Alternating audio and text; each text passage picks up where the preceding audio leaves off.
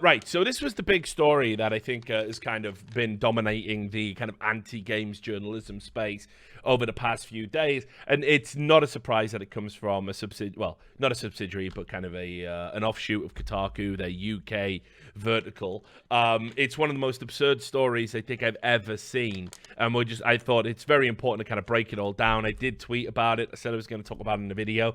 Basically, this will go on to serve as this video. So if you're watching this part on YouTube, that's why. It was actually done live, so apologies for any errors or fuck-ups, because, as I said, XSplit is misbehaving currently at the moment. I don't know why. I just can't click on any of the boxes right now. So, for those of you who missed it, Kotaku UK ran a story basically about a Super Smash Brothers... hang on. Actually, I'm going to restart this because I cannot... I don't even know what that is. Can I just remove that? Right, here we go. Good. I don't need to restart it. Right. So basically, they ran a story, which is that Super Smash Brothers was including some DLC from Persona 5, a very popular game. Persona 5 coming to Switch soon.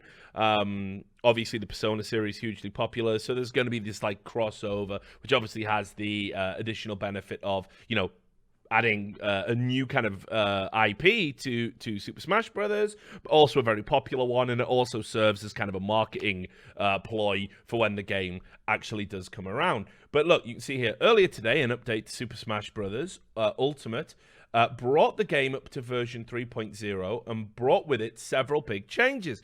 Players can now create and share custom stages online, which of course has resulted in the usual,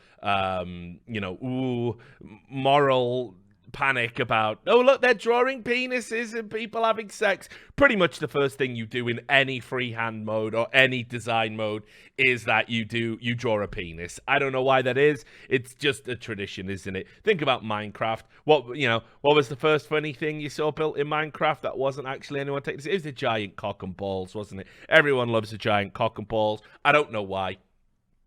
It's just one of those things. I guess it says a lot about, the male mentality, doesn't it? Like, early cave paintings, just big knobs. Like, it's just ingrained in us to draw penises everywhere. It's almost as if we're sort of defined by our knobs. But anyway,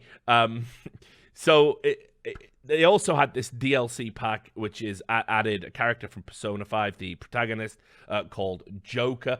Part of the DLC's pack's edition includes a number of Persona music tracks, and Persona's always been known to having this kind of quirky, obviously, Japanese, but sort of in English kind of soundtracks, because, it's always running in the background while you're kind of doing things. So the soundtrack's kind of always been a little bit improvisational, a little bit off the wall, and now this music has been included, obviously, in the Super Smash Brothers. Now, it says here, in the track Wake Up, Get Up, and Get Out There, if you skip to around 148 into the track, you'll reach a section of the song where words are softly spoken rather than sung, and at around 157, it appears the term retarded is used, and followed up by the assertion that I can say it. The official lyrics for the song, curiously enough, does not include this spoken word section.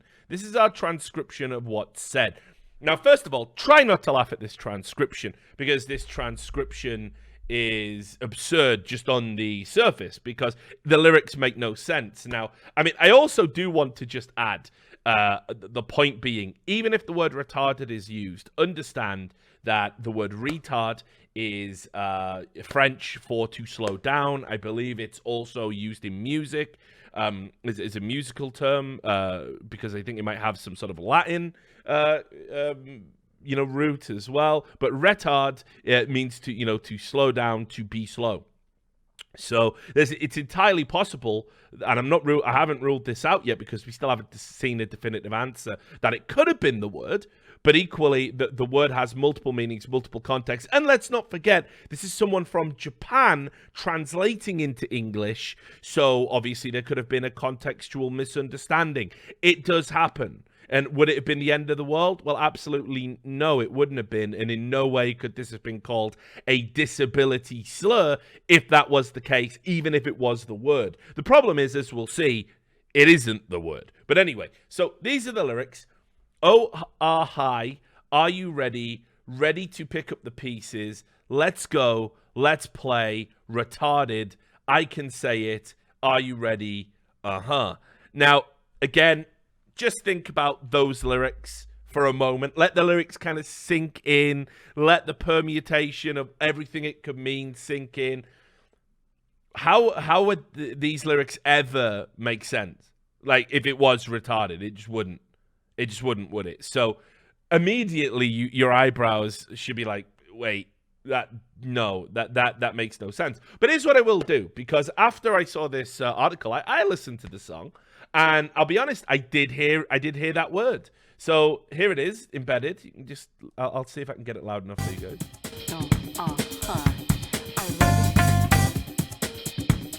Ready to pick up the pieces. Let's go, let's play. Retarded, and say, are you ready? So, it does sound like it, doesn't it? It's got to be said. It definitely does sound like you can understand why there might have been that misunderstanding surrounding that particular set of lyrics. But anyway, what Kotaku did was they just literally ran the story. The journalist Laura Kate Dale, who we'll talk about in a second because she is a notorious fuck up and shouldn't have a job. She is a habitual liar. I'll get into all of that. The story is just out there. And look, Super Smash Brothers, this is days later, right? After they've already apologized. Super Smash Brothers Ultimate includes a disability slur. It's completely in the affirmative. It says it absolutely does include a disability slur. It doesn't say it might. It doesn't say it sounds like. There are no kind of caveats of any kind. It just says it does. Absolutely, it does. And they rushed this story out without getting comment from the people who wrote the song, the people who published the game, Nintendo, who distribute the game. They got zero comment whatsoever and just ran the story. Now, let's talk about the mechanics of journalism, right? Let's talk about the mechanics of journalism and how it works.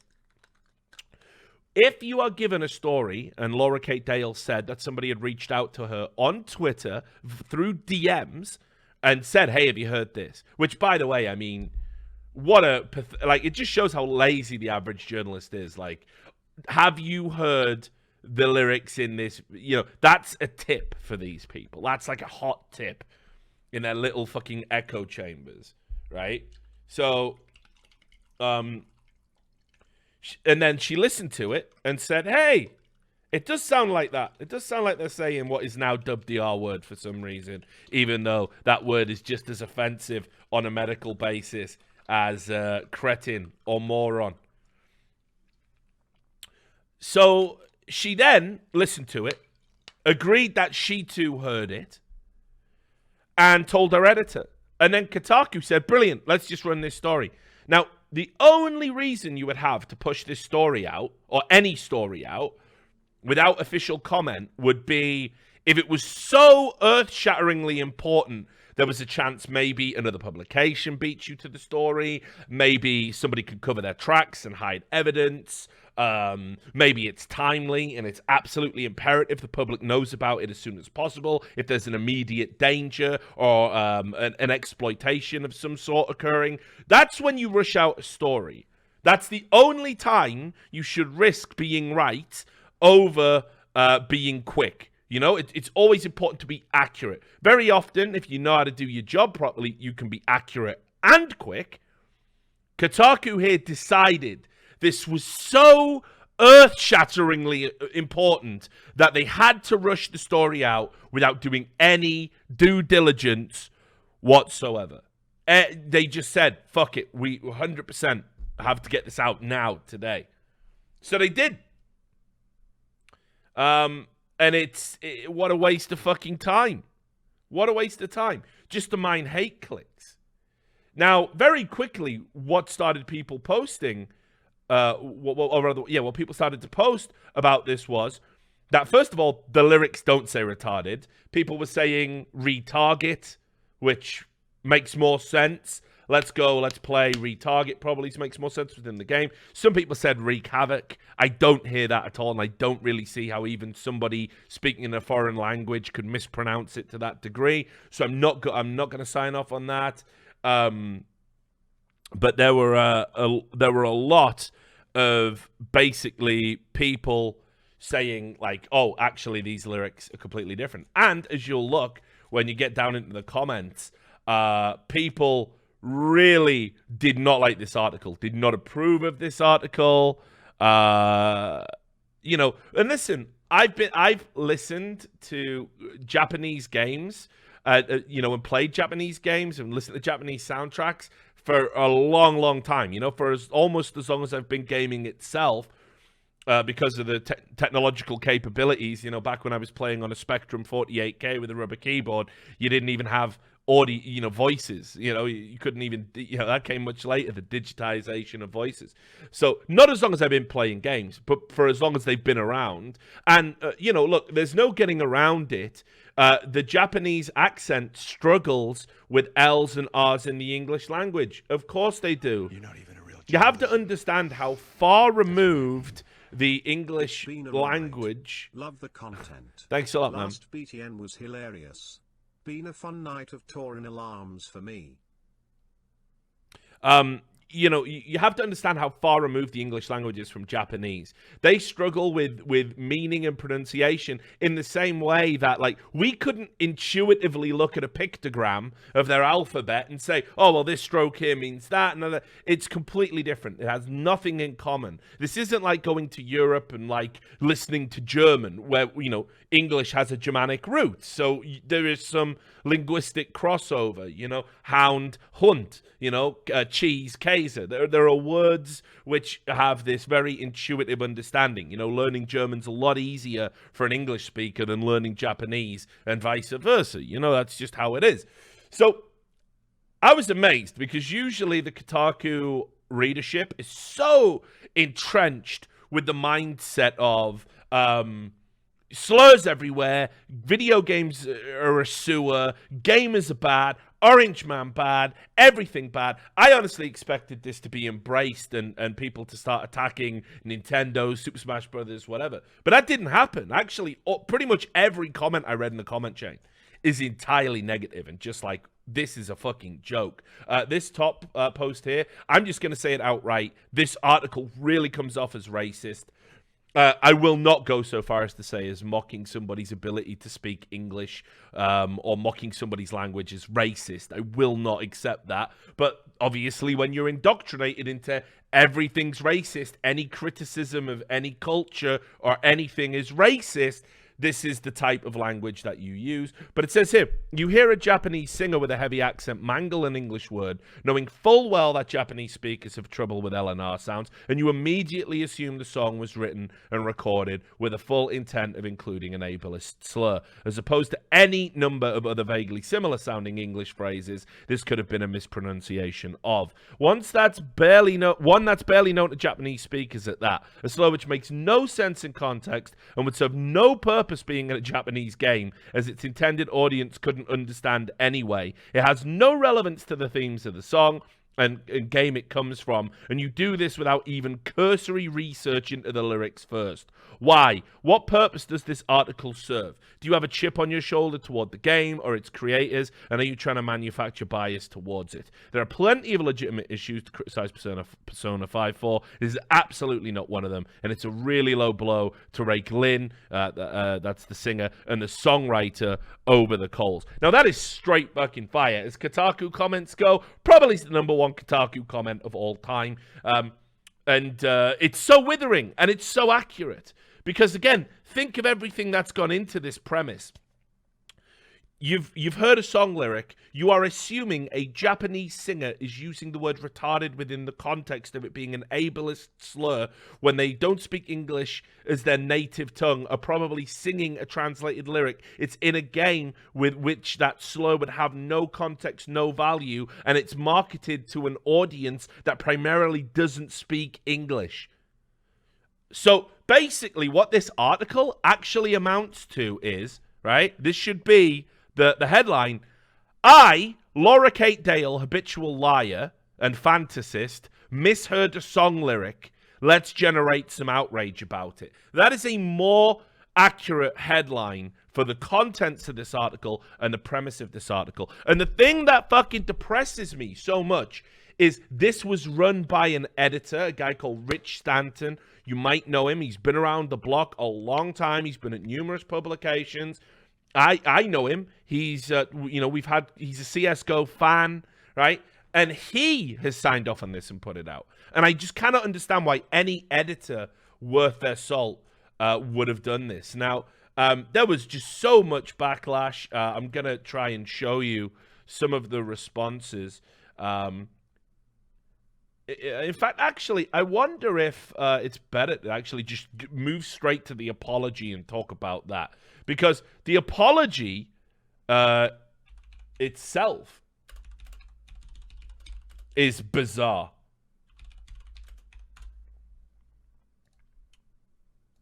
They waited a full 24 hours before issuing an apology about this, even though it was abundantly clear that this article should never have seen print.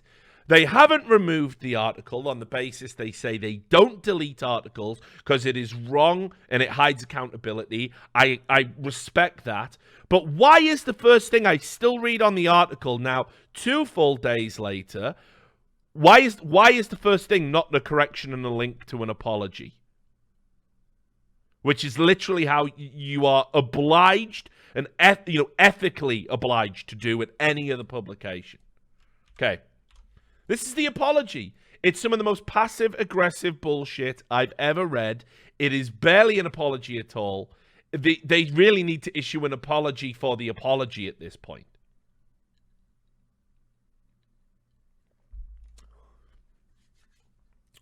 Yesterday, we published an article about the inclusion of a Persona 5 song in the latest Super Smash Bros. Ultimate DLC. Several readers have contacted us about a lyric that appeared to be a disability slur, and on listening to the section in question, this appeared plausible. Again, I want to remind you, you do not publish news. Reporting is a factually accurate account of the record that stands throughout history. So when you misreport something, it is grotesque. It is an affront to everything that journalism is about. It is a violation of the core tenet of what journalism is. So you do not publish on what seems plausible, right? You publish on what is true, factually accurate, and verifiable. These are the words that you use. So there is no excuse to ever publish something on it sounds plausible. For example, I'm going to pick someone in my chat. Let's not pick a sub. We'll pick Bummy0514. Bummy0514. Well, I think it's plausible with a name like that you could be a closet homosexual. So now I'm going to publish it. I'm going to publish an article now. Bummy0514 must come out the closet to do right by the gay community. Okay? Now, here's what would happen there, Bummy, my old friend. You would sue me into oblivion. There's just no doubt you would win. You would be able to prove ineptitude, possibly malice, because I didn't do my due diligence. You would probably be able to prove damages. Let's say it happened that you were a church deacon and happily married, right? What seems plausible is irrelevant. It is what is factually accurate. To have plausibility as a standard for publication in reporting is a joke. It is ghastly, and there is no excuse for an editor, because this is indeed issued by Rich Stanton, saying that. It's embarrassing, frankly. His bosses should probably send him on a training course. That's what I would recommend if I was his boss. Anyway, what was even more confusing is that this spoken word section was omitted from the official lyrics. I remind you again, ladies and gentlemen, that omission doesn't mean you are trying to hide something. Something not being there doesn't mean there's a cover-up in place. You must prove why it is omitted. You must try and find a non-omitted or redacted version. That is what you must be going on. The fact that the lyrics are omitted should only add weight to the fact you must not publish. You're not even a real journalism. That's right. And what? City-writters and fake written articles name a more iconic duo. Thank you, Jerky's Minion. 21 months. Love you, brother. Glad you're feeling better. So, again, imagine how embarrassing it is in the opening paragraph. You pretty much, while you're apologizing and trying to say, hey, we screwed up with that persona lyric, you actually give the proof of why you screwed up, and that is because you don't understand journalistic methodology. And it's embarrassing that here we are, this time of night, about 400 people in the chat. I guarantee every one of you understands this, and this is coming from an editor. So we contacted Atlas and Nintendo for comment before publication, but we published the article before a response was received.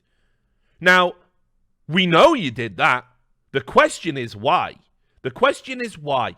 What impetus, what drive, what possible reason could you have for that being the case? And you can see here, and as the subsequent fallout has shown, that was a mistake. Again, irrelevant of fallout, there was no need for you to rush this story to publication. None at all. I'm the editor of the site, and ultimately that means this error is down to me and me alone. Many of you have suggested alternative readings for the lyric, from retort it or retardendo to retard it, with retard in the context of a technical musical term. All of which, by the way, make infinitely more sense than the idea you would just go, retarded. It just doesn't make sense, right? We asked Nintendo both for an official transcription of the lyric and for an explanation as to why this section of the song is omitted from the official lyric transcription. We've now received the following reply. We checked with Atlas, who confirmed that the actual lyrics of the song do not include the word retarded. Frustratingly, this does not clear up the confusion over what the singer is actually saying. Now, again, remember, my friend Richard and Kotaku UK, this is an apology. I don't give a fuck about your frustration. Your frustration pales into insignificance at the frustration of somebody you have smeared because you couldn't do your job correctly, despite it being very simple. You've proven after the fact that you knew who to reach out for, that you had channels of communication open. You just didn't do it. You wanted to get this story out. And listen, I'll probably tell you why. And this is where I will sympathize a little bit with anybody at one of these shit rags, because I've done it myself. It's the 20th of April. It's the midway point of April. Maybe your target, sit down. Because every editor has a page impression target for all of these ads that you see. You must generate X amount of hits. And if you're behind, a hate click festival like this is super, like, it's gold. So maybe he was worried about never getting the story over the line and he rushed it because he's behind on his monthly targets. That doesn't excuse terrible journalism, but it certainly explains why you see it so often.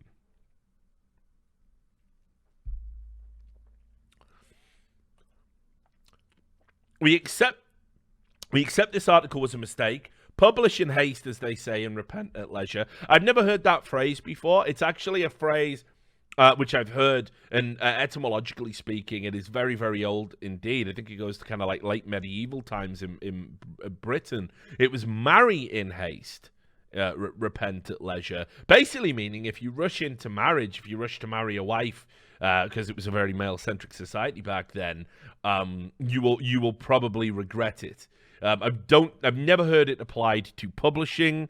But I guess it does make sense. You know, if you rush to publish, you might be repenting and apologizing for a long, long time indeed. I honestly think it's irrelevant to Kotaku's reputation at this point, though. We would like to apologize to Atlas, Nintendo, and the many Persona fans who are angry about this piece. It looks like we got it wrong. Again, just we got it wrong. Will do. Not it looks like. Not, hey guys, there's still a chance we might be right, and it's really frustrating for us. Own it. Apologize. You did get it wrong. You did. Say it after me, games journalists. We were wrong. It's not hard. It doesn't kill you. The reason that you have had diminishing credibility since 2014 is that your little cabal of freaks and losers attacks anybody who has the audacity to point out that you might be wrong and not doing your job properly, which is all Gamergate ever was. You still harp on about it to this day. Why is it so difficult for you guys to admit you were wrong? Even in an apology, you cannot do it. It is a pathology of games journalists that they just simply cannot. Finally, the original has been updated to reflect this statement and link back to this apology. I mean, we just looked at it. It was at the bottom. It should be the first thing you see. However, we've recently been making back-end improvements to our site, and an unfortunate consequence. How? I mean, again, do you guys believe in coincidences? Because very often a coincidence, yeah, all right, they're just coincidences. But sometimes the coincidence is so staggeringly absurd that it's hard for me to believe. So in this instance, what I'm supposed to believe, what you're supposed to believe, is that Kotaku in action, while rushing out a story they desperately wanted to mine hate clicks and outrage clicks from, also were updating their website. And a clash, an issue, a glitch with that update means that they can't actually correct their original article to reflect the apology at the top, despite them having said that we did update the article. That's a massive didn't happen for me. Sorry, Rich, when you invariably watch this.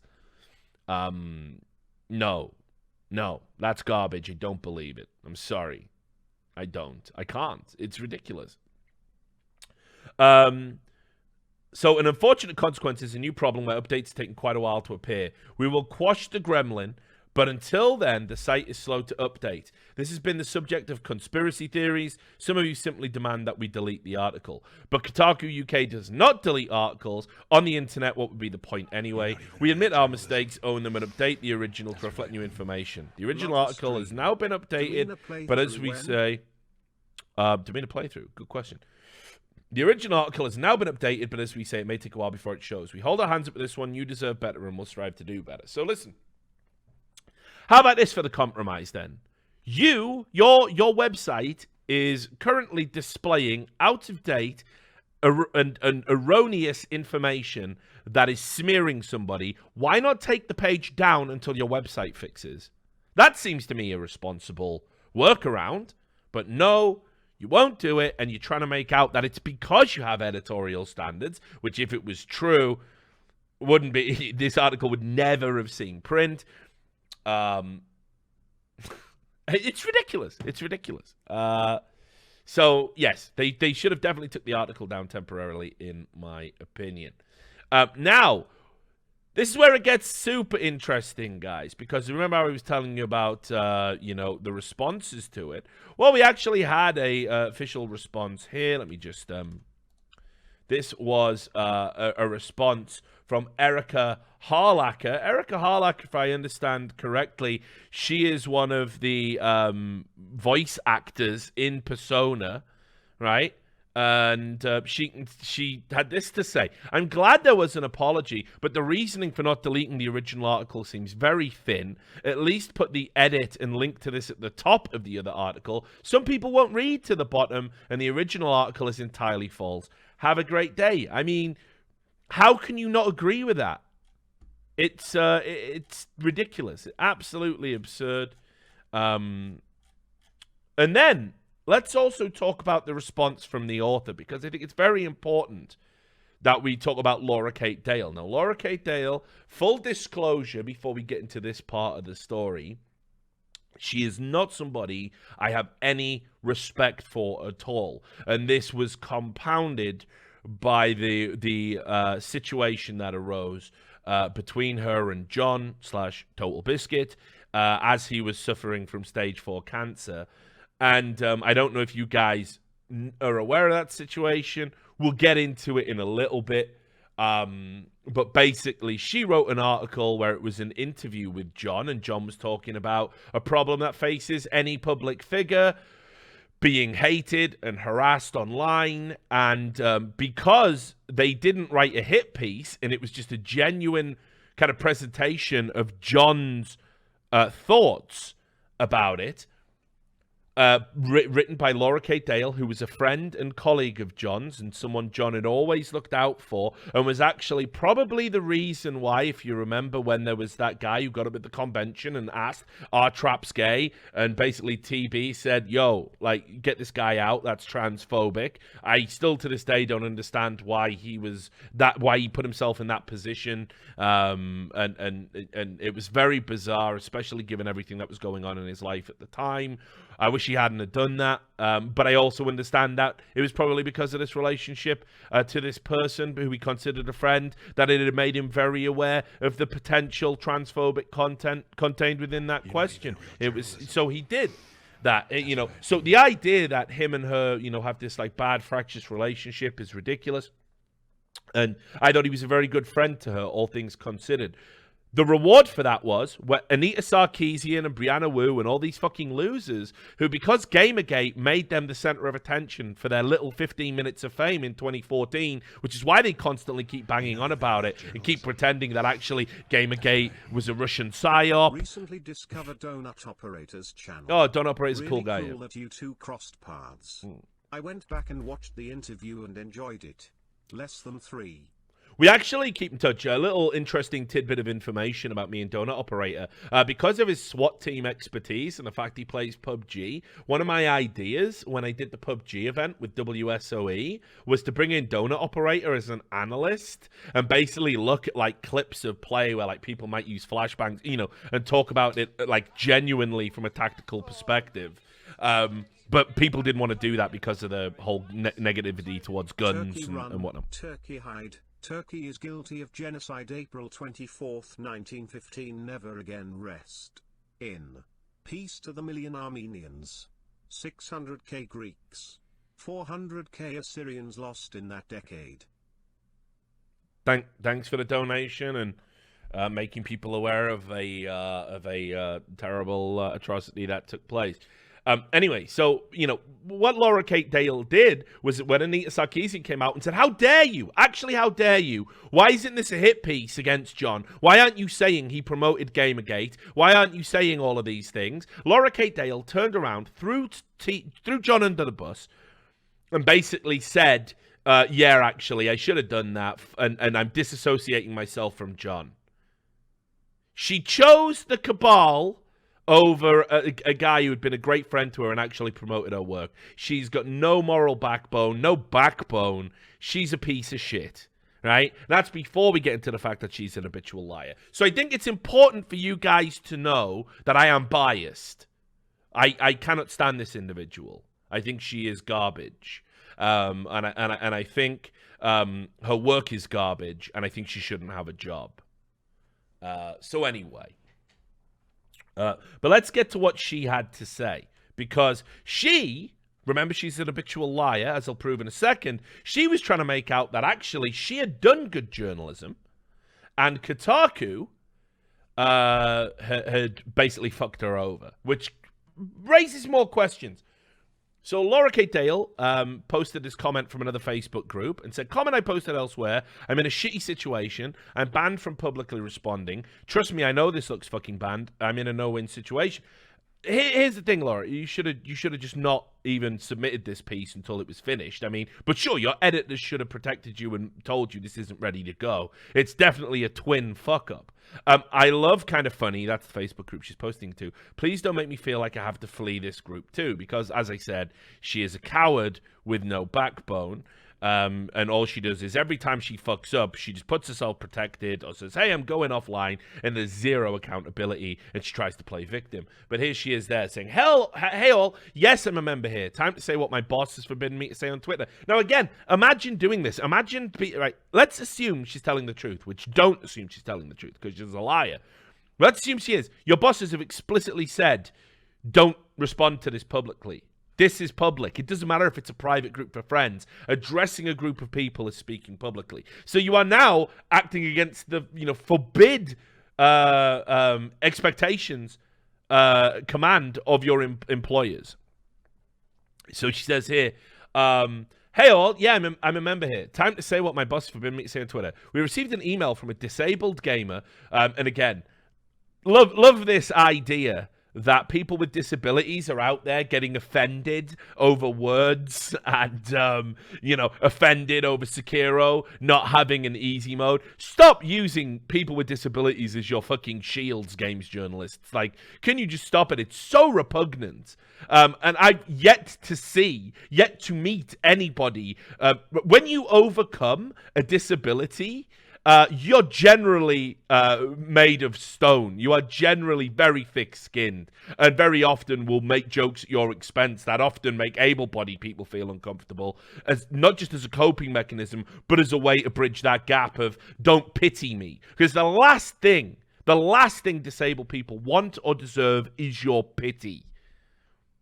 It's pathetic, And again, I say this as somebody who has very disabled family members, both physically and mentally, somebody who worked in a school for special needs children.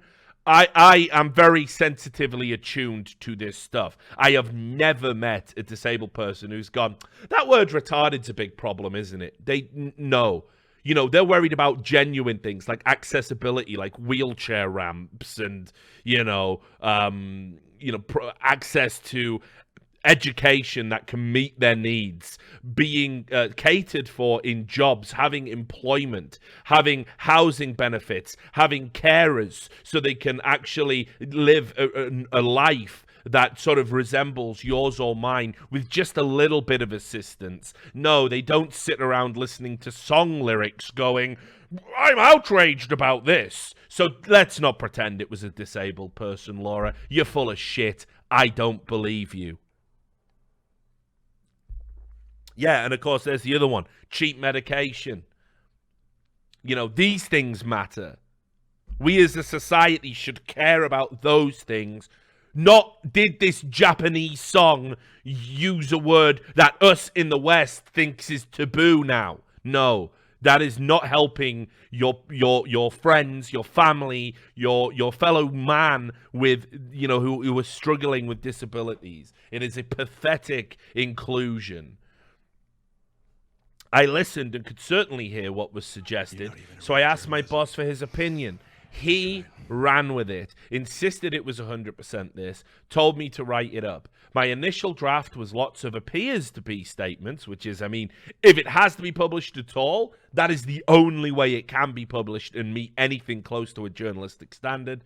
It was a call to discussion, a far less certain piece. And listen, again, it's reporting, Laura. Reporting, its function isn't a call to discussion.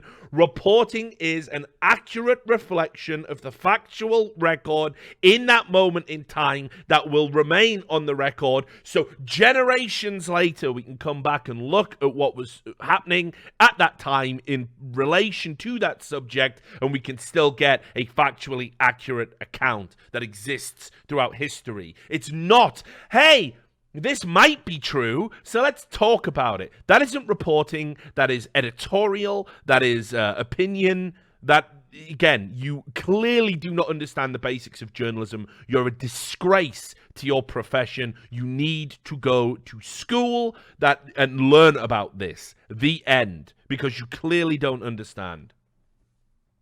My boss took out all the seems to be statements and said it live prior to me hearing back from my comment requests. I wanted to wait. It was already after 6 p.m. on Thursday, pre-bank holiday. We were not going to get a reply from PR until at least Tuesday. He knows this. And then this is the final part of her statement, where again she blames the editor entirely. I specifically said to my boss I didn't want to publish until that issue was fixed in case we got a comment from the publishers, but could not update the post to include their response. Once it went up and the backlash happened, I tried to explain some of these facts. I got an email from my boss saying I was throwing him under the bus and making the site look bad. I was ordered by my boss to delete my tweets and not defend myself any further. In short, I wrote something questioning about a lyric that sounded bad. The boss ignored my warning, made it definitive, won't let me walk it back or say anything, and I'm just stuck taking the blame for things I'm not allowed to correct in an article my boss altered, pushed out, and doesn't have to take any flack for. So, if this was coming from any other source, I'd probably believe it. This has actually happened to me before. I've left jobs over this happening to me. Most famously was when I was the head of feature writing for the Championship Gaming series. My editor didn't want to publish an article. I refused to submit another. So they got somebody else to ghostwrite an article and put my name on it. I quit over that. And I would say any journalist worth their salt would, even if it means you're staring into the breadline and staring into, potential employment or whatever, or maybe not getting a job for a while. Some things are too important. Equally as well, if I've had it where I have written game reviews, submitted it, parts have been redacted, scores have been changed, and when I've asked why, my editor has told me we really need to give that game a good review or we won't get any more free games from that developer. Also a thing that happens. And again, games journalists pretend this doesn't happen. Happens all the time. So nobody wants to be on the blacklist from a big developer and lose access to content in a traffic-driven business. So I have stood up for that and talked about that publicly, that it happened to me, and certainly tried to do all I could internally. It got to a stage where what I started doing was, knowing that it would happen, I changed my score to reflect the reduction in score that would come. 70s, when I was submitting 70, it was 60s that would get bumped up to 70s. What I started doing was started submitting 50s, knowing they get bumped up to 70s anyway, or 60s or whatever. So, there was always a workaround. Anyway, so if this was coming from anyone but Laura Kate Dale, I would absolutely believe this was true. And if it is, honestly, the editor needs to be fired. Because this is malpractice. This is, one of the first roles an editor has is certainly to protect their journalists. You'll have seen me, even when I'm a desk host, I can't get away from that mindset, because that's what I was brought up with. Back when people used to criticize Jacob Wolf when he worked, with me at Esports Heaven, Josh Raven, Jeff Kim, whoever it would be, whichever one of my proteges it was, I would be the guy who would come out and address public criticism and say, do not criticize the journalist. I choose to publish their work. Final say lies with me. You are criticizing me, and I am widely recognized as the greatest journalist that, esports has ever had. So if you think I don't know what I'm doing, then you don't think any of us know what we're doing, and in which case your criticism is completely invalid. And I would go to the wall for my staff, because what else are you supposed to do as an editor? So that's rule number one. Rule number two, where reporters forget or get excited and they maybe lose sight of journalistic ethics, journalistic methodology, journalistic practice, you as the editor are supposed to ground them and reinforce them. So you as the editor shouldn't be going, hey, let's just rush this out. You should be telling the writer, the reporter, no, we can't rush this out. We need those comments to come back. I'm going to have to shelve this until you get them. So if her account is true, Rich Stanton must be disciplined, probably fired, honestly. It is such a grotesque transgression of everything that is sacred to the journalistic profession. Which, by the way, I also want to remind you, as hard as it is to accept, when you adopt the mantle of journalist, in that work you kind of cease to be a person. It's in the same way as like when you say, hey, I'm a doctor, or hey, I'm a teacher. There comes with it this additional set of ethics.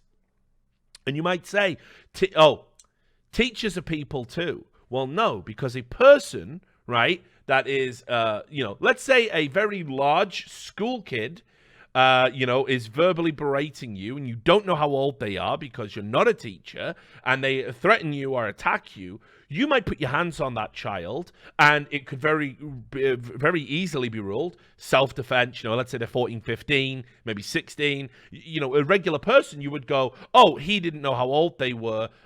He felt threatened. He put hands on the kid. It's not ideal, but he used reasonable force, so it's all okay. If you're a teacher, you must never put your hands on a child. The end. Never. Never. And if you do, you probably lose your job. If you're a doctor, you try not to form attachments. You have to be very cold, very clinical, the thing they call a bedside manner. Something no reasonable person would ever do, but is actually an essential function of being a doctor. And when you're a journalist, the person has to be shelved when we start talking about you within the context of journalism. It's like, I'll show you a letter I wrote to Kotaku, actually, when we get to the end of this. I was weighing up whether I will. I repeat a lot of this in it. And you guys can judge whether or not, it's a lesson that'll stick. But anyway, let's just get back to Laura Kate Dale. Let's just talk about her and her background and why all the work she does should really be taken with an unbelievable grain of salt.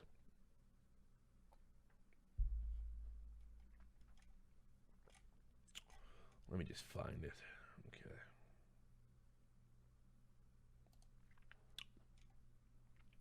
And I also just want to promote, I started digging into this while I was, obviously, because I knew her name from all the stuff with Total Biscuit and everything else besides. There is a journalist called Sophia Norwitz that you can check out. She definitely deserves more attention than she gets. She's written some very good articles. She wrote an article all about this called The Questionable Ethics of Laura Kate Dale. I'll probably take some links from this piece. Go follow her. It's SophNar0747 on Twitter. Show her some love, show her some respect. Her work's very good, and her moral compass is certainly aligned in the correct fashion that she's able to do journalism. But anyway, let's talk about Laura Kate Dale. Now, Laura Kate Dale, you're going to be like, maybe I do know that name. Maybe I do know that name. Maybe I've heard of her before. Well, let's go way back to 2013, pre-Gamergate, in fact. And again, it just goes to show that people who were presiding as games journalists, Gamergate didn't just crop up overnight. There were a lot of problems with games journalism, a lot of problems with corporate ties, just dishonesty, nepotism, cronyism. It was rotten to the core. But anyway, I'll take you back to 2013. 2013, Laura Kate Dale attended an Xbox Live One event in London, and she took to Twitter and said that a comedian who was hosting the event had said to her during a bit of interaction with the crowd, had referred to her, because Laura is somebody who has transitioned, as a he, an it, a thing, and this one, while she was on stage, and insisted that while she was on stage, this comedian said, "We need a woman on stage. Are there any women here?" Now, let me tell you, I know you're going to go, "Oh, Richard, you're getting all a bit social justice." Had anybody said that to anyone publicly while they're hosting an event, that is a disgrace. That would be an absolute disgrace. That would be so callous, inhumane, and disgusting. And listen, you're going to go, "Oh, but aren't you friends with Milo, though?" Yeah, and I've said the exact same about him, and I've said the exact same thing to him. There's a video of him where he's talking about the trans movement at colleges, which has its own problems. And And he pointed to a student who was in the very early stages of transitioning and was mocking this person to an audience, basically saying, look at her, she looks like a man. It's disgusting. It's just a terrible way to treat somebody. It really is.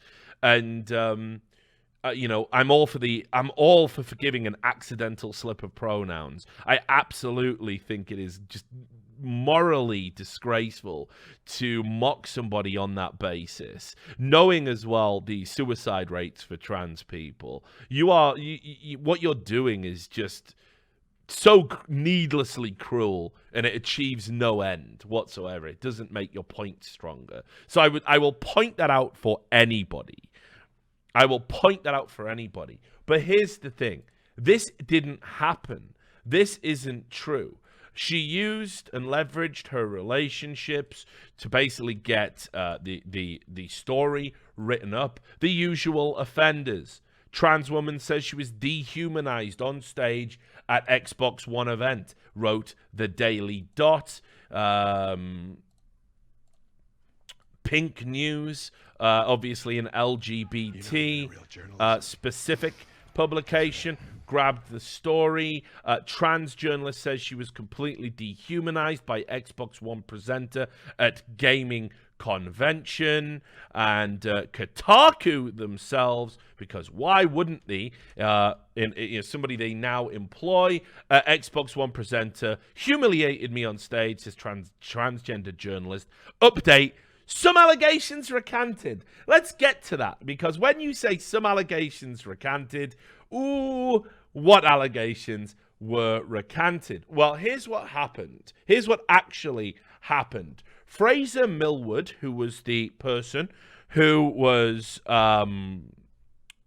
the presenter in question, had used the phrase "this person." He said, "this person over here." That was the quote.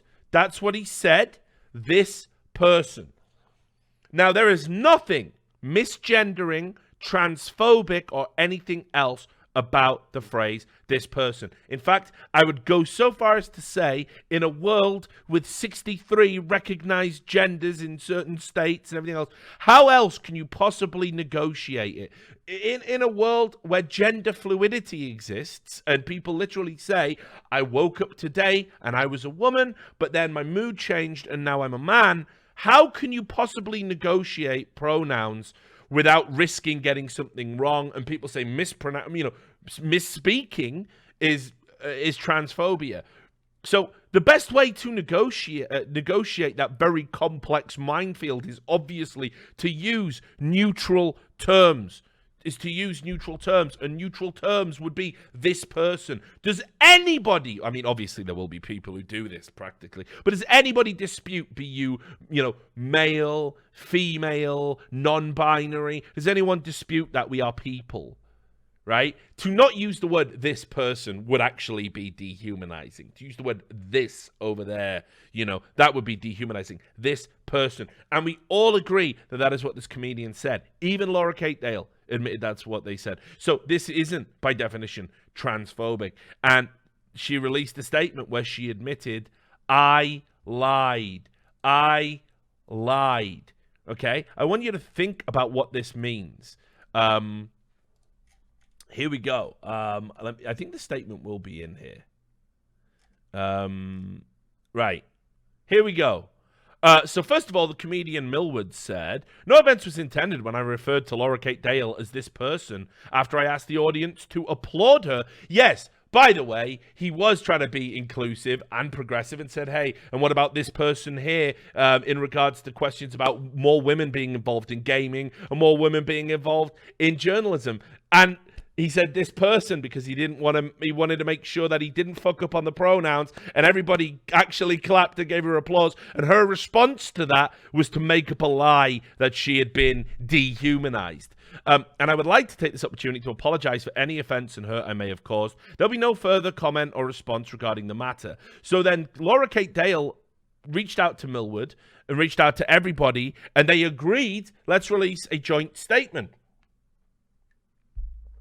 And that joint statement said, Laura Kate Dale and Fraser Millward have come to agree that the situation which took place at the Xbox stand at Eurogamer on Sunday, 29th of September, was an unfortunate misunderstanding on both sides. What a wonderful way to absolve her of lying.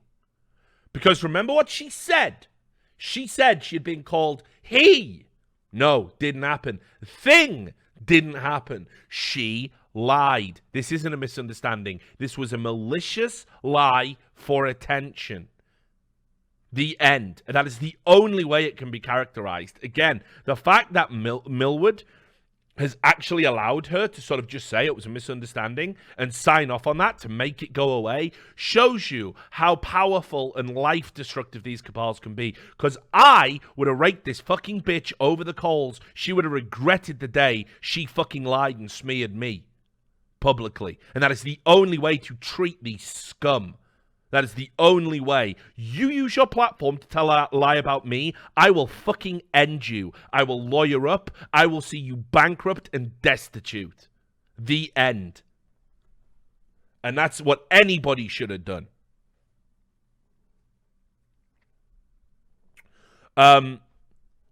It has now been made clear that Fraser did not refer to Laura as an it or a thing or a he, and these claims have been fully retracted by Laura, and she is sorry for the hurt this caused. She has libeled someone. She has defamed someone and has admitted she did that. Why is she employed as a journalist? Does anybody know? Imagine on record having admitted you told a lie about someone just to hurt them and get attention for yourself, and you are employed as a journalist. Imagine that. Imagine it. And then, because it's Kotaku, they added this. While we believe it's important to report about issues of discrimination... Oh, sorry, no, this part. After the story was published, Dale stated she wished it hadn't run. Oh, imagine that. Imagine wishing you having to recant your statement, you fucking lying bitch, trying to ruin someone's life. Imagine it. Imagine you wish that hadn't run. I'm pretty sure he wished it hadn't run. He didn't say that. He had the class to let you walk back your statements, your lies, as it sparked numerous hateful messages sent in her direction. I can't imagine why the general public would hate people lying and smearing innocent people. I've never seen people get upset by that before. She asked for her story to be pulled, and while Kotaku has a policy against pulling articles, we've updated it as described in the editor's note below. And the editor's note says, and again, to diminish the harassment sent her way. I mean, straight up, right? Fuck you. There's no getting away from the fact you deserve to be criticized for this.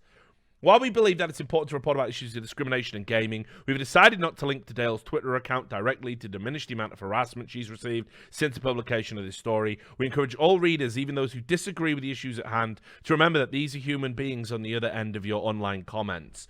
Do you know who needs to be thought about as a human being? The guy whose life you tried to fucking ruin with these lies. Not you who told the lies. Him. He who you lied about. So that's the first thing. This would be enough. This would be enough for me to say, fuck her forever. She must never be allowed to work in any serious publication.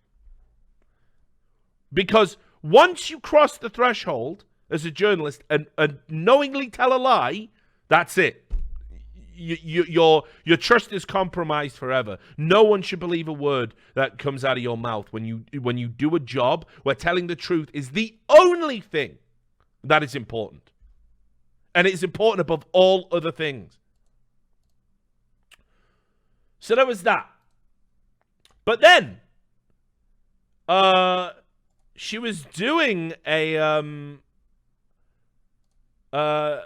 another like podcast or something, because she's quite cozy with a lot of people, and she so I think it might have been on a Jimquisition podcast. She claimed that while she was at E3, somebody tried to kidnap her. Right? Now, what does that even mean? Like, what are you saying here? So look, right? Somebody brought this up on Twitter. Ask Laura Capers about almost getting kidnapped. E3 is cursed. And somebody said, what the fuck? I didn't hear about this. Are you okay? I had a driver pass my place, the drop-off point, hit the button to say he dropped me off, and then just kept driving on the highway. Was pretty terrifying. Reported driver, but not dealt with the police, as did not want to deal with them. And then somebody, like... Right? Yes. Imagine trying to prove malice from across the ocean while in a hospital bed. Right. Where to even begin with this? Where to even begin with this claim and why it's a very obvious lie? Right. So first of all, while I am sure you have read in many countries about Uber drivers violating Uber policies, very often in some countries they have weak background checks. For example, in Uber Egypt, there was a spate of sexual assaults that took place between Uber drivers. Think about the mechanics of a kidnapping. Right? Think about that. Think about the mechanics of a kidnapping. Think about reasons why you would kidnap someone. And then understand why the worst possible way to kidnap someone would be if you were an Uber driver. So think about it. You pick somebody up. First, you drive them to their destination. You then press the button to say you drop them off. Then you lock the car door and you drive off with a passenger still inside. So now... I mean, understand everything you do while you're on Uber can be tracked. So we know exactly where you picked the victim up from. We know exactly where you were last seen and where you press the button to go off the grid. We know what type of car you drive. We know your name. When you register at Uber, you have to give identification. Drivers have to give a photograph of themselves and provide photo ID because they withdraw money from the account. We know your bank account balance. We know your address as a result of that. I mean, it's just staggering. It's staggering. I'm not saying it never happened. But the idea that in America, of all places, at E3, of all places, an Uber driver just decided, I'm not going to drop her off, actually. I'll just kidnap her instead. Absolute gibberish. Then on top of that, right, you manage to get out. So partway through the kidnapping, the kidnapper goes, you know what? Just not in for a kidnapping and possible murder today. I can't be bothered. Yep, sorry about that, love. I was gonna kidnap you, but I'm not gonna do that now. All right, sorry. Bit weird, I know. It just had this urge. Like I've never even had it before. Are we cool? Are we cool? All right, no worries. So, do you want me to drop you off at the actual? No, okay, you walk. Yeah, understandable. All things considered. Sorry about that, love. Sorry. You get out the car. You know everything about the driver. Name, license plate, last known location. You then decide, because you're going into hospital back home in a different country, I'm definitely not reporting it to the police. Meaning that anybody that this guy subsequently does kidnap or do anything to is totally on you, because you could have nipped it in the bud as kind of like the first survivor or whatever. You then don't report to the police because you can't be bothered proving malice. You seem confused, Laura, because you only have to prove malice in American defamation cases. You certainly don't have to prove malice in an attempted kidnapping. You just say, this guy attempted to kidnap me. They can coordinate it from GPRS records and everything else that happened. He might even have had a cam in the car, which would have exonerated him, because this is an obvious lie. But no, this was another ploy for attention. This is nonsense. This didn't happen. There's no evidence to suggest it happened. You didn't even report it to the police. You had no interest in that. I wonder why. Let me just also add, if anybody attempts to kidnap you and then for some reason you break free, you owe it to society to report that guy to the police. Just to let you know, like you didn't already know that, right? But yes, because if they do it again, maybe the next person isn't so lucky.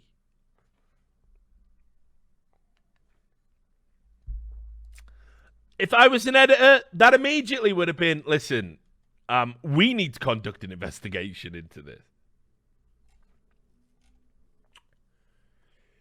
She has written or contributed to a bunch of a bunch of books that she's supposedly written. She's been involved in a bunch of Kickstarters, where, of course, we have no idea, and GoFundMes, we have no idea if that money ever made it to the destination that it did. Indeed, she also claimed to be doing one for a homeless man. We haven't seen the results of that. That's fine. I'll give her the benefit of the doubt. There's no evidence to suggest there was anything untoward about this. But also, she is just a serial hit piece writer and piece of shit. Now, for somebody that is always talking about harassment and how bad harassment is, and how she always goes offline and protected, and she uses block bots, and she always talks about how horrible it is. She has written some unbelievable articles as well that certainly promote harassment by her own definition. There was this piece that she did where, I don't know if you saw this furor at the time, and this is absolutely ridiculous. So there's a game called Dream Daddy. It's a gay dating visual novel. Many people have asked me to play it on stream for reasons that I'll leave up to you. But she is the journalist, the writer that did a piece. Why gender swap Dream Daddy art bothers me as a trans person, because somebody did a female version called Dream MILF. And she wrote a whole article saying that this artist was transphobic for doing that. And look, artists can create whatever they want, but those works never exist in a vacuum. The context of trans people having to fight for their gender to be recognized means that naturally many will find gender swapped art of trans character offensive because of what it implies. Well, what does it imply? That gender isn't like some immutable fixed thing. I would have thought the trans lobby would definitely be on board with that. Apparently not. Apparently, no, actually, when you just willy-nilly change gender, that's transphobic. When you actually change gender, that's a right that you have, and to say that that is wrong is transphobic. I struggle. I really struggle to know where the line is these days. Very hard, because there is no logic. It is just a doctrine, just commandments that are read to you, and the commandment will, completely contradict each other. Thou shalt not kill. Thou shalt kill anyone labeled a Nazi. And 3, anybody can be labeled a Nazi. And you go, wait, these commandments seem slightly contradictory, sir. You are a racist and Nazi apologist. Like, wait a minute. All you have to do, if you want a ideology, is at least make it hermetically sealed and logically consistent. That's all you have to do with any of it. It's dead easy. But wokeness is almost like a type of mental illness right now. This is nothing to do with. We'll wrap this up before I go off on one of my famous tangents. But, I've talked a lot about social media and how it creates very strange states of cognitive dissonance that leads to very protracted mental illness. And there's no doubt in my mind that this clamor to sort of be woke, you have to hold so many contradictory thoughts in your brain and be able to parrot and repeat them at any time. It's making people mentally ill. Wokeness is like, in the same way that we now have, there's a lot of, and I was talking about this very early on, Trump derangement syndrome, and now psychiatrists are coming out saying we are actually treating people for Trump derangement syndrome. I told you. And it's not Donald Trump who made everybody mentally ill. It's a 24-hour news cycle, social media, constant access and connection to the internet.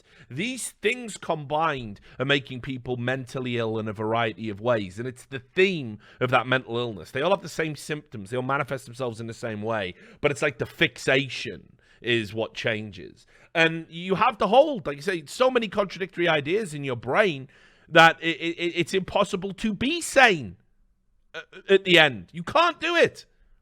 How do you hold in your head that real people can change gender and we should respect and support that, but you cannot change a drawing's gender because it is derogatory to real people who want to change gender? How do you hold that thought process in your mind without having to admit it's illogical, and the fact that I'm adamantly fighting and as if it is logical suggests I'm mentally ill? Just think about it. Just let it sink in. Let it wash over you. And then vow to yourself, I will never be woke. Because to do it is to invite serious disturbance into your mental health. So anyway, you know, Laura K. Dale, like, has done a lot of stuff. Let me also just find the whole Total Biscuit thing for you. This was it. So remember, I told you she wrote that article about Total Biscuit. The editor, who was also named in this, Rich Stanton, he actually wrote an editorial apology that is infinitely more sincere than the one he wrote for the Persona thing, over simply interviewing Total Biscuit. It is mind-blowing. I'll read it to you. Yesterday, we published an article which has attracted a great deal of anger, and I wanted to address that as soon as possible. The piece in question is an interview with John Bain, aka Total Biscuit, a YouTube personality and PC gaming critic, on the subject of harassment in gaming communities, and specifically the mod tools available to creators and how they could be improved. The subject of online harassment is the focus of an ongoing series of articles on Kotaku UK that before this had covered smaller creators who have found themselves vulnerable to abuse. The interview was published because it provided a different perspective on the failures of online tools in managing harassment, and probably the only valid perspective. Because John received harassment like pretty much no one I've ever seen online. And the fact that he always took it on the chin and always stood up to it, it helped define me as a person. So that's the Kotaku nonsense. That's from beginning to end. Oh, no, it isn't. I nearly forgot. I hope you like my reading voice. I missed out the final part of the fucking story. Now, I'm going to do this as classily as I can, but I was checking my website emails because occasionally I get like fan email on there, so I always you know, check it from time to time. A lot of people reach out to me there, and so we let me find it. I was going through, and I actually had an email from Rich Stanton responding to my tweet. And I'm not going to read anything he said, but Rich Stanton, the editor of Kotaku. So I wrote him a long letter. I was sat there, and I was like, okay, you know, you're only going to get one shot at, like, you know, shaking these people by the lapels. But I will always try and save a journalist. You know, like Luke Skywalker is always like, nah, there's good in him. I can sense it. I always kind of feel that way about journalists, because nobody gets into journalism without wanting to do good work or without having some kernel of goodness and understanding the job. It's like they get corrupted and twisted somewhere along the way. So I wrote another letter, which I should I read? I don't know. Let's do it, I guess. I'm always amazed when I hear from a native games journalist. For the most part, I am persona non grata, pre-blocked on Twitter, and not considered one of the fold, despite the fact they started games reviews in 1999. Usually the only time they contact me is for comment on the latest hit piece or to try and worm their way into esports. Occasionally, though, I do get emails like this, and I appreciate them. And you might not appreciate the reply so much, but understand it isn't aimed at you as it is the part of you that is an agent for the destruction of good journalism. You are a legend. All right, thank you, Dotty415. Undoubtedly, assuming you as editor-in-chief signed off on that garbage persona story, that is what you are. Maybe you don't realize it, like a Manchurian candidate programmed to murder what little vestige of credibility the game's press has left. Maybe you honestly think you were doing good work and that story was in some way important. But you'd be wrong on all counts, of course, and it must be horrible to be so sure you're one of the good guys and then contribute something as bad as this. So I'll address the first point as to why I object to the story. You say I'd be surprised if you hear anything else other than the word retarded in the song. And you're right. I heard it too. I can't rightly say if I wouldn't have, if I hadn't been primed by the headline and the outrage, but I did hear it. And the next logical question anyone should ask is, so fucking what? Really? So what if you heard the word retarded in the song lyrics? A song that was being performed by a non-English speaker whose native tongue is so far removed from the Germanic root of ours that they wouldn't even necessarily understand the basic building blocks of language any more than you or I could look at a pictogram and intuitively deduct why it takes the form it does and what it all means. The reality is that what you hear is not an objective reality. And then there's like a weird bit where I do like a halfway through the sentence and I say, there's only really a story, and I use the word story reluctantly because I don't know if it deserves such a lofty term. I guess it was the standard tiresome farming for outrage clicks. Big company has questionable content. Let's make them apologize. Let's show everyone we still have power. The type of work that is one step up from using an advanced Twitter search to check if someone used a slur 8 years ago and forgot to delete it. Congratulations. Awards beckon. But there is only a story if it actually says the bad word, one that is equally as bad as cretin or moron or many other words to describe the stupid if you logically apply etymologically driven outrage. And as the editor, your only course of action is to wait until you can confirm that it actually says what you think it does.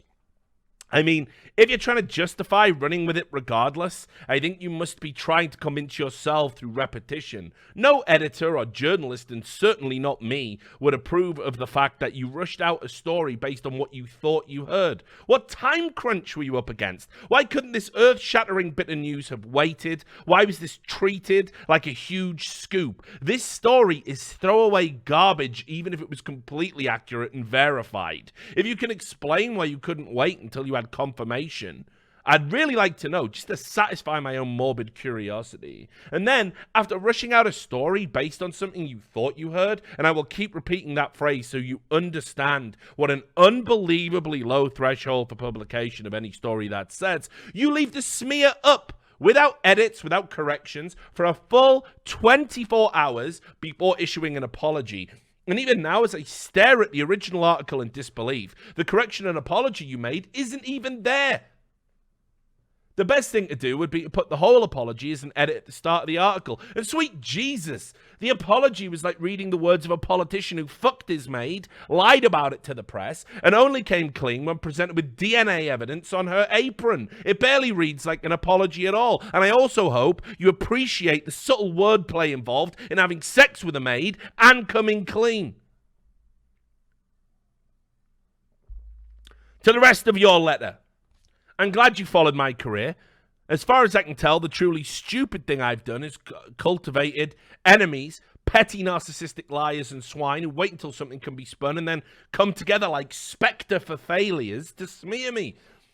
Defend myself from someone trying to headbutt me? No, I choked a man and wrestled him to the floor after having sex with his girlfriend. Took a short gig writing for a right-wing website? No, you pushed white supremacist propaganda and helped radicalize those goddamn gamergators. I have no idea if you're what would be labeled an SJW or not. That's what he said in the letter to me. Frankly, I don't care. If you were one of the Orange Man Bad Brigade, then you've likely got bigger problems than trying to atone for this fuck-up. And still, I will accept the compliment about my work being good, whether you're demented or not. Hopefully that respect is genuine, because if it is, you will listen to this next part. You asked me to think of people at Kotaku as good people trying to do a job. Well, this is gibberish of the worst kind, and it's honestly beneath you. There is a much higher standard that needs to be enforced. than being a good person when we speak of journalism. Indeed, the fact so many of your lot think this is the only standard that matters is why this industry is in a fucking shambles and the standard of work has plummeted the past 10 years.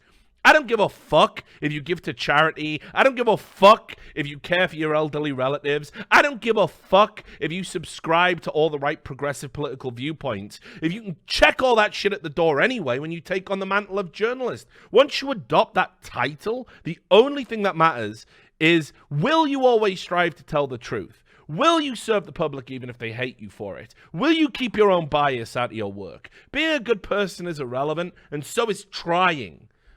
If the self-important detritus that call themselves journalists these days would stop fucking crusading and actually adhere to the values I've just laid out, we might save this rotten business.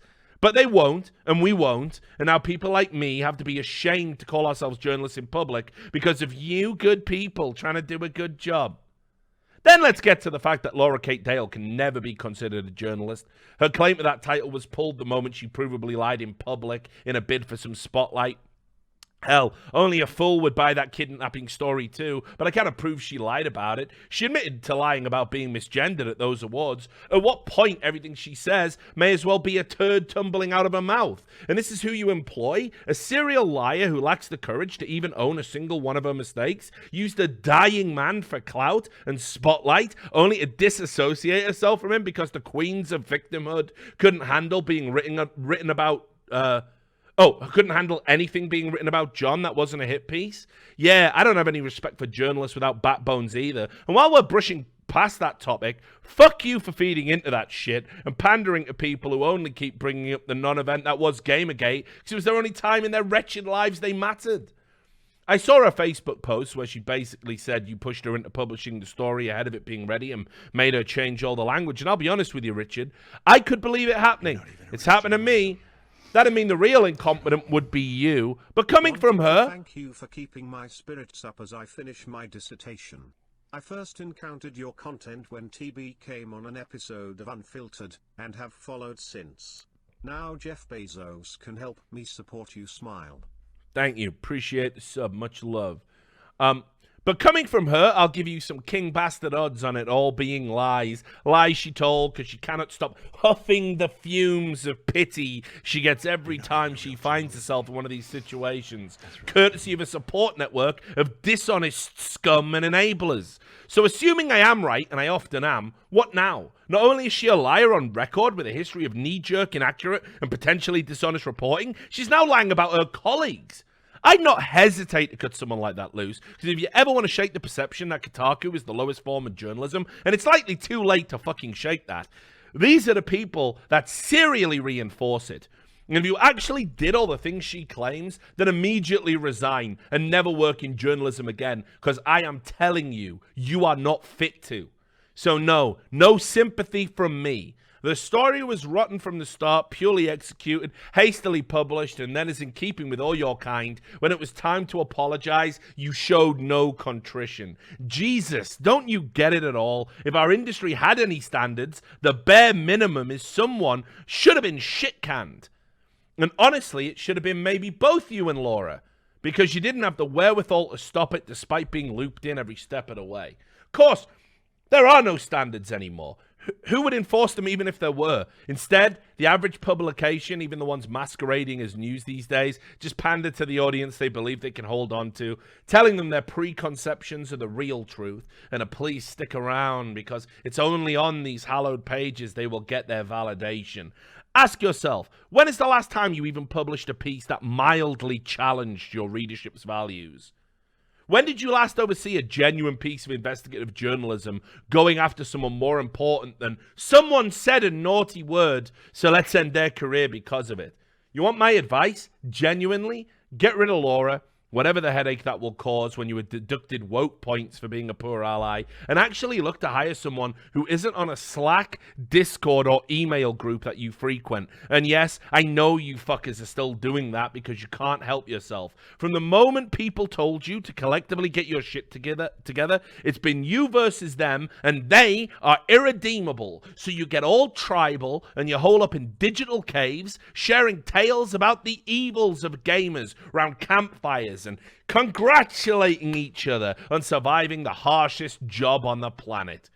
But if you look outside of that group, you will find people who do good work, keep their biases and bullshit out of it, and even grasp that they will be judged on their competency rather than consistently falling back on identity politics bingo every time someone points out that they fucked up. And if you don't do this, then you're a flagellant and you cannot be helped. It will make no difference if I join the pile-on or not. The person hurting you the most will be yourself.